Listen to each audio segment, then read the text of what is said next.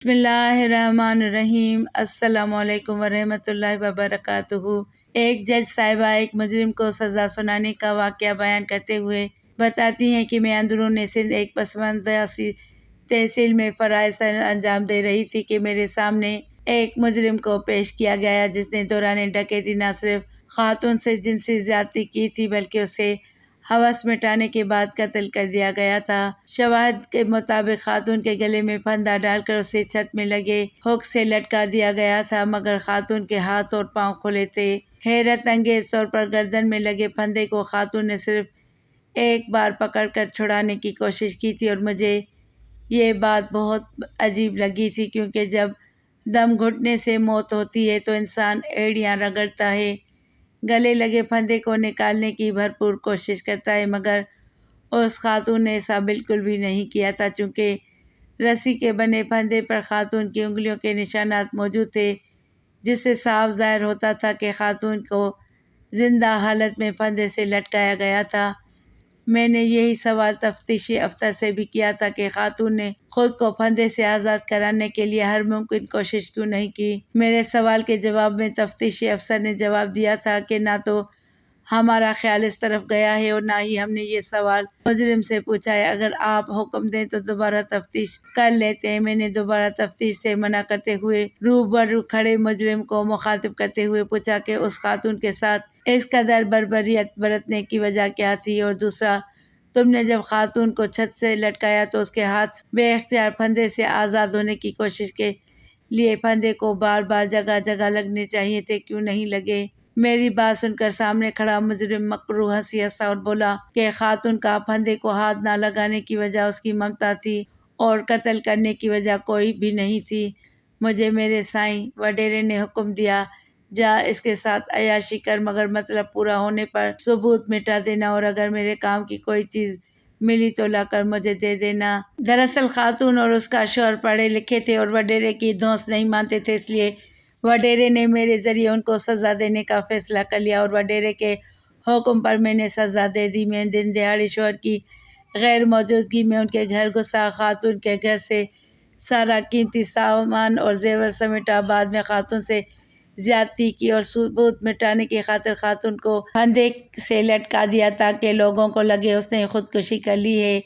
اور رہی بات خاتون کا پھندے کی طرف ہاتھ نہ لے جانا، تو اس کی وجہ ممتا تھی، کیونکہ خاتون نے ہاتھوں کی مدد سے پھندا پکڑ لیا تو مجھے لگا اسے مرتے مرتے وقت لگ جائے گا۔ میرے پاس اتنا وقت نہیں تھا، لہٰذا میں نے اس کی 1.5 سال کی بیٹی کو زمین پر گرا کر اس کے سینے پر پاؤں رکھ کر دبانا شروع کر دیا۔ بیٹی کو دیکھ کر خاتون اپنی موت کو بھول کر بیٹی کی طرف لپکنے لگی اور چند ہی جھٹکوں سے اس کی گردن ٹوٹ گئی۔ گردن ٹوٹتے ہی وہ مر گئی۔ میں نے اس کی بچی کو وہیں چھوڑا، زیور اور نقدی اٹھایا اور باہر نکل آیا۔ میں نے اپنی ضرورت کی چیز حاصل کر لی تھی اور سائیں کی ضرورت کی چیزیں سائیں کو دے دیں۔ سائیں کا وعدہ تھا پولیس اور عدالت کو وہ سنبھال لے گا، اس لیے میں مطمئن ہوں۔ اس بات میں کوئی شک نہیں کہ ڈکیتی، زیادتی اور قتل باوجود وہ شخص میرے سامنے یوں کھڑا تھا جیسے محض کوئی ٹریفک سگنل توڑ کر آیا ہو۔ اس کی بات ختم ہوئی تو میرے ذہن میں 20 سوال اٹھے۔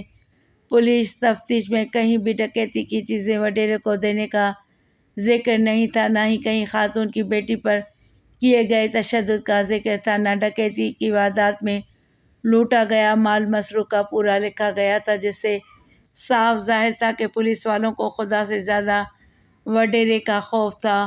میں نے مجرم کو 3 بار سزائے موت سنائی تھی، جس پر بعد ازاں مجھے خود بھی قانونی کارروائی کا سامنا کرنا پڑا تھا، مگر میں نے سزا کے اضافی نوٹ میں لکھا تھا 1 بار سزائے موت زیادتی کے جرم میں، دوسری بار سزائے موت قتل کے جرم میں، جبکہ تیسری بار سزائے موت اس 1.5 سال کی معصوم یتیم ننھی کلی پر ظلم کے جرم میں۔ اور ساتھ ہی تفتیشی افسر کو میں نے سائیں کو شامل تفتیش کرنے کا حکم دے دیا تھا۔ گو کہ سائیں کبھی قصوروار ثابت نہیں ہو سکا۔ مجھے معلوم تھا وہ کبھی مجرم ثابت نہیں ہوگا، مگر میں نے جہاں تک ممکن تھا انصاف کرنے کی کوشش کی تھی۔ میرے فیصلے کی وجہ سے مجھے بھی جواب دہ ہونا پڑا تھا، اور متعلقہ فورم پر مجھے سے اتنی سخت سزا کی وجہ پوچھی گئی تو سامنے بیٹھی خاتون ممبر کو الگ کر کے میں نے اپنے جسم پر جلنے اور زخموں کے نشانات دکھاتے ہوئے کہا کہ میں نے سوتیلی ماں کے پاس پرورش پائی، اور جب مجھے خیال آیا کہ وہ 1.5 سال کی بچی بھی اب سوتیلی ماں کے پاس پرورش پائے گی تو مجھے اس ظالم شخص کے اس جرم کی سزا موت سے کم نظر نہیں آئی۔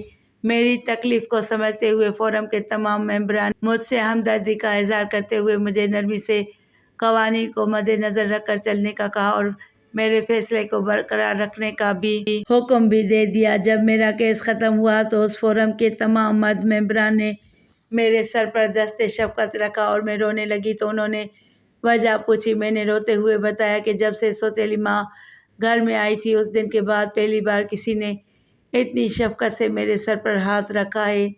خاتون ممبر نے مجھے گلے لگا کر بہت سا شفقت دیا اور ڈھیروں دعائیں دے کر رخصت کر دیا۔ میری وہاں سے پوسٹنگ کر کے مجھے کراچی شہر میں بھیج دیا گیا کیونکہ میں وڈیرے کے غضب کا شکار بن سکتی تھی اور کوئی مجھے بچا نہ پاتا۔ بقیہ ماندہ ملازمت میں نے کراچی میں ہی گزاری۔